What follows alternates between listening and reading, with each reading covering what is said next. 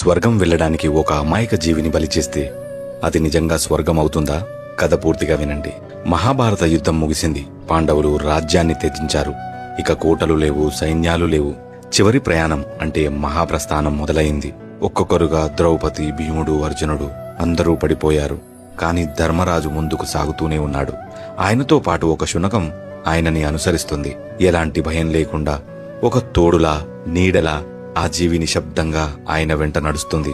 వారు స్వర్గద్వారం దగ్గరికి రాగానే దేవేంద్రుడు బయటికి వచ్చి, రాజా, మీరు స్వర్గంలోకి ప్రవేశించండి, కాని ఈ జీవిని ఇక్కడే వదిలేయండి అని అన్నాడు. నా కష్టకాలంలో నాతో చివరి వరకు నన్ను వదిలిపెట్టకుండా తోడు నిలిచిన జీవిని వదలడం అధర్మం. అలాంటి స్వర్గం నాకు అవసరం లేదు అని అన్నాడు. వెంటనే ఆ కుక్క తన రూపం మార్చుకొని సాక్షాత్తు పరమేశ్వరుల్లా అవతరించి, రాజా, నువ్వు స్వర్గాన్ని కాదు, ధర్మాన్ని ఎంచుకున్నావు. ఎక్కడైతే కరుణ ఉంటుందో అక్కడే శివతత్వం ఉంటుంది. జంతువుల్ని ప్రేమించడం అంటే ఈ జటాధరుణ్ణి సేవించడమే. పక్షుల్ని, పశువుల్ని, ప్రకృతిని ఆదరిస్తే పరమేశ్వరుని కటాక్షం లభించినట్లే.